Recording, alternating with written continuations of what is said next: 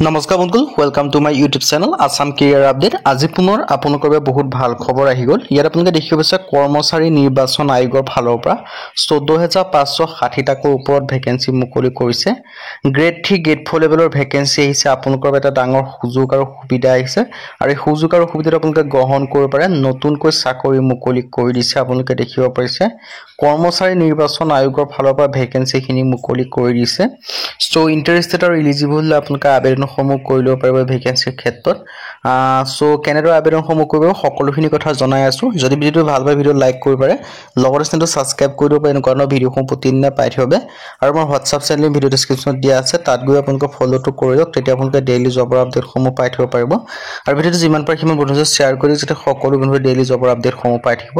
পাৰে আহক আজি ভিডিওটো আৰম্ভ কৰো ইয়াত দেখিব পাইছে মই আপোনালোকক জনাইছো কৰ্মচাৰী নিৰ্বাচন আয়োগৰ ফালৰ পৰা ভেকেন্সিখিনি মুকলি কৰিছে মানে মুকলি কৰিছে আপোনালোকৰ এছএছসি ফালৰ পৰা ইয়াত কোনো ৰানিং নাই এতিয়া মই ভিডিওটো আগবঢ়াৰ আগতে আপোনালোকক কৈছে কোনো ৰানিং আপোনালোকে কৰিবলগীয়া কথা নাই কোনো দৌৰ নাই ডাইৰেক্ট আপোনালোকে এক্সাম দিব লাগে এছএছসি ফালৰ পৰা ভেকেন্সিখিনি মুকলি কৰিছে প্ৰায় 15000 ভেকেন্সি আপোনালোকে দেখিব পাৰিছে প্ৰথমে যদি ভেকেন্সি মুকলি কৰিছে এছিষ্টেন্ট সেকশন অফিচাৰ ইয়াৰ ক্ষেত্ৰত আপোনালোকৰ চেন্ট্ৰেল সিকিউৰিটি সাৰ্ভিসৰ পৰা মুকলি কৰিছে 20 ৰ পৰা 30 বছৰৰ ভিতৰলৈ আবেদনসমূহ কৰিব পাৰে প্ৰতিটো ভেকেন্সিৰ ক্ষেত্ৰত এ সিলেকশন সমূহ লাভ কৰিব কিমানকৈ এ সিলেকশন সমূহ লাভ কৰিব মই হেতু জনাই আছো তাৰ পিছত আপোনালোকৰ এছিষ্টেন্ট সেকশন অফিচাৰৰ বহুখিনি ভেকেন্সি মুকলি কৰিছে ৰেলৱে ক্ষেত্ৰত মুকলি কৰিছে এক্সটাৰ্নাল এফেয়াৰ্ছৰ ক্ষেত্ৰত মুকলি কৰিছে মানে প্ৰায়বোৰ ডিপাৰ্টমেন্টতে এছিষ্টেন্ট সেকশন অফিচাৰ ভেকেন্সি মুকলি কৰিছে আৰু প্ৰতিটো ক্ষেত্ৰত আপোনালোকৰ বয়স সময়সীমা সেম হয় 20 ৰ পৰা 30 ৰ ভিতৰলৈ আপোনালোকে আবেদনসমূহ কৰি ল'ব পাৰিব লগতে এই সিলেকশন সমূহ লাভ কৰিব পাৰিব তাৰ ক্ষেত্ৰত এছএছসি ক্ষেত্ৰত 5 বছৰকৈ ওবিসি ক্ষেত্ৰত 3 বছৰকৈ লাভ কৰিব আৰু পিডব্লিউডি ক্ষেত্ৰত 10 বছৰ পৰ্যন্ত ৰিলেক্সেশন সমূহ লাভ কৰিব পাৰিব সো ইন্টাৰেষ্টেড আৰু এলিজিবল আবেদনসমূহ কৰি ল'ব পাৰিব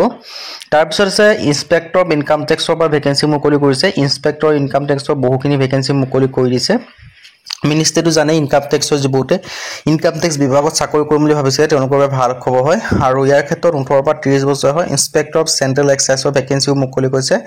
যিবোৰ ইন্সপেক্টৰ চেন্ট্ৰেল এক্সাইজৰ ইন্সপেক্টৰ অফ প্ৰিভেন্টিভ অফিচাৰৰ ভেকেন্সিও মুকলি কৰিছে 18 পৰা 30 বছৰৰ ভিতৰলৈ আবেদনসমূহ কৰি ল'ব পাৰিব সো ইন্টাৰেষ্টেড আৰু এলিজিবল আবেদনসমূহ কৰিব পাৰিব ইন্সপেক্টৰ অফ এক্সামিনাৰ ভেকেন্সিও মুকলি কৰিছে এনেকৈ আপোনালোকে বহুখিনি ভেকেন্সি মুকলি সাব ইন্সপেক্টৰৰ ভেকেন্সিও মুকলি কৰিছে আপোনালোকে দেখিব পাৰিছে ইন্সপেক্টৰ পোষ্টৰ ভেকেন্সি মুকলি কৰিছে ডিপাৰ্টমেন্ট অফ পোষ্ট ডাক বিভাগৰ ভেকেন্সি তাৰপৰা ইন্সপেক্টৰ অফ দেখিব পাৰিছে সেকশন হেডৰ ভেকেন্সি মুকলি কৰিছে এক্সিকিউটিভ এছিষ্টেণ্টৰ ভেকেন্সিও মুকলি কৰিছে ইন্টাৰেষ্টেড আৰু এলিজিবল আবেদনসমূহ কৰি ল'ব পাৰিব এক্সিকিউটিভ এছিষ্টেণ্টৰ ভেকেন্সি আছে ৰিচাৰ্চ এছিষ্টেণ্টৰ ভেকেন্সি আছে ডিভিজন একাউণ্টেণ্টৰ ভেকেন্সিও দেখিবলৈ পাব সাব ইন্সপেক্টৰৰ ভেকেন্সিও দেখিবলৈ পাব নেশ্যনেল ইনভেষ্টিগেশ্যন এজেন্সি এনআইএ পৰা নিয়াৰ পৰা ভেকেন্সিখিনি আহিছে সাব ইন্সপেক্টৰ জুনিয়ৰ ইন্টেলিজেন্স অফিচাৰৰ ভেকেন্সি আহিছে জুনিয়ৰ ষ্টেটিষ্টিকেল অফিচাৰৰ ভেকেন্সি জেএছৰ ভেকেন্সি বহুতে বিচাৰি থাকে অডিটৰ ভেকেন্সি আহিছে ইয়াৰ যিখিনি গোটেইখিনি ভেকেন্সি আপোনালোকৰ এছএছসি সিজিএলৰ আণ্ডাৰত গোটেইখিনি ভেকেন্সি মুকলি কৰি দিছে এছএছসি যেটো স্টাফ সিলেকশন কমিশন হয় কৰ্মচাৰী নিৰ্বাচন আয়োগ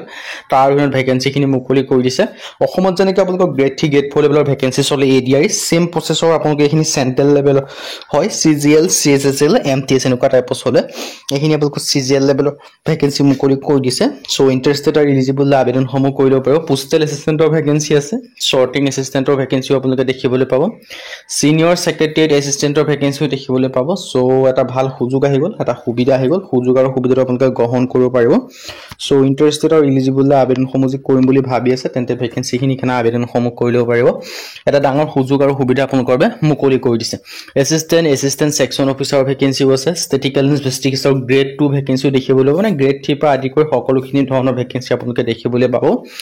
আৰু সকলো ধৰণৰ কোৱালিফিকেশ্যন মতে ভেকেন্সিসমূহ দেখিবলৈ পাব সো ইন্টাৰেষ্টেড আৰু এলিজিবল আবেদনসমূহ কৰি ল'ব পাৰিব টোটাল ভেকেন্সি আছে 14582 টা এটা দুটা ভেকেন্সি 14582 টা ভেকেন্সি মুকলি কৰি দিছে আৰু যিসমূহ ৰিলেক্সেশনৰ কথা যে ক'বলৈ যাওঁ এছএছসি ক্ষেত্ৰত 5 বছৰকৈ ৰিলেক্সেশনসমূহ লাভ কৰিব ওবিসি ক্ষেত্ৰত 3 বছৰকৈ লাভ কৰিব পিডব্লিউডি ক্ষেত্ৰত 10 বছৰকৈ ৰিলেক্সেশনসমূহ লাভ কৰিব পাৰিব আৰু পিডব্লিউ আৰ ৰিজাৰ্ভৰ ক্ষেত্ৰত 10 বছৰ পাব পিডব্লিউ ওবিসি ক্ষেত্ৰত 13 বছৰ পিডব্লিউ এছএছসি ক্ষেত্ৰত 15 বছৰ পৰ্যন্ত ৰিলেক্সেশনসমূহ লাভ কৰিব পাৰিব আৰু এসেনশিয়েল কোৱালিফিকেশ্যনৰ ক্ষেত্ৰত জুনিয়ৰ ষ্টেটিষ্টিকেল অফিচাৰৰ কাৰণে বেচেলৰ ডিগ্ৰীৰ লগত আপোনালোকৰ 60% মাৰ্ক লাগিব যে 12 যদি পাছ কৰিছে যদি 12ত যে 60% মাৰ্ক আছে বা মেথছ আছে তেতিয়া আপোনালোকে আবেদন কৰিব পাৰিব নাইবা গ্ৰেজুৱেশ্যন পাছ কৰিব লাগিব আৰু বাকি যিমানখিনি ভেকেন্সি আছে গোটেইখিনি ক্ষেত্ৰত আপোনালোকে গ্ৰেজুৱেশ্যন পাছ কৰিলে আবেদনসমূহ কৰি ল'ব বেচেলৰ ডিগ্ৰী পাছ কৰিলে হ'ল BA BSc BCom হওক আৰু ইয়াত আপোনালোকে গোটেইখিনি সিলেবাস সম্পৰ্কে দি থোৱা আছে সো আপোনালোকে চাব পাৰে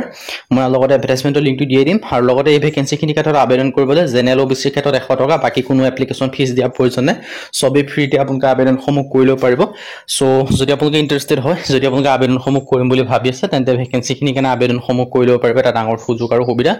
আপোনালোকে মুকলি কৰি দিলে আৰু এটা কথা বহুতে কমেন্ট কৰিব যে এবাৰ যিখিনি বেচেলৰ ডিগ্ৰী বা গ্ৰেজুৱেশ্যন পৰীক্ষা দিছে তেওঁলোকে আবেদন কৰিব পাৰিবনে এতিয়া মই কৈছো তেওঁলোকো আবেদনসমূহ কৰিবলৈ উল্লেখ কৰি থোৱা আছে যাতে 1 আগষ্টৰ আগত যদি আপোনালোকে বেচেলৰ ডিগ্ৰী মানে ডিগ্ৰী লাষ্ট ইয়াৰ এক্সাম দিছে তেতিয়া আপোনালোকে আবেদনসমূহ কৰিব না ফাইনালি কেণ্ডিডেটে ভেকেন্সিখিনি ক্ষেত্ৰত আবেদন কৰিব পাৰিব বুলি তেওঁলোকে উল্লেখ কৰি দিছে সো যদি আপোনালোকৰ 20 বছৰ হ'ল লগতে যদি আপোনালোকে ফাইনাল ইয়াৰ ষ্টুডেন্ট হয় তেতিয়া আপোনালোকে ভেকেন্সি ক্ষেত্ৰত আবেদনসমূহ কৰি ল'ব পাৰিব সো যদি আপোনালোকে ইন্টাৰেষ্টেড হয় আবেদনসমূহ কৰি ল'ব পাৰিব আৰু লাষ্ট ডেটটো কেতিয়ালৈকে আছে মই সেই কথা আপোনালোকক জনাই আছো সো ভিডিওটো আপোনালোকে শেষলৈকে চাই থাকিব এই ডিটেইলছখিনি আপোনালোকে দেখিব পাৰিছে আপোনালোকৰ বিশেষকৈ অসমৰ ক্ষেত্ৰত যিখিনি এক্সাম চেণ্টাৰ আছে সেইখিনি জনাই দিছো নৰ্থ ইষ্টৰ ক্ষেত্ৰত ইটানগৰ আছে ডিব্ৰুগড় আছে গুৱাহাটী আছে যোৰহাটতো দিব পাৰিব শিলচৰো আছে ডিমাপুৰ আছে কোহিমা আছে শিলং আছে ইম্ফল আছে আৰু আপোনালোকৰ এখিনি দেখিব আছে উৎকল আগৰতলা আইজল এনেকৈ আপোনালোকৰ তেজপুৰ এটা হয় এক্সাম চেণ্টাৰ সো আপোনালোকে তেজপুৰটো উল্লেখ কৰা নাই কিন্তু হলো আপোনালোকে তেজপুৰ দিব পাৰিব তেজপুৰ এটা এক্সাম চেণ্টাৰ আছে যেটো আপোনালোকে তেজপুৰ আবাৰ বাগানত দেখিবলৈ পাব সো 9 জুনৰ পৰা আবেদনসমূহ ষ্টাৰ্ট হ'ব আৰু 4 জুলাই ইয়াৰ কাৰণে লাষ্ট ডেট হয় আৰু ইয়াৰ এক্সামসমূহ দুটা টাইপত এক্সাম হয় প্ৰথম যেটো এক্সাম হয় 13 আগষ্টৰ পৰা 30 আগষ্টৰ ভিতৰত হ'ব তাছ পাছ কৰিলে আপোনালোকে সেকেন্ড এক্সামটো দিব পাৰিব সো যদি ইন্টাৰেষ্টেড হয় এলিজিবল আবেদনসমূহ কৰি ল'ব পাৰিবা যে ভিডিও মানে যদি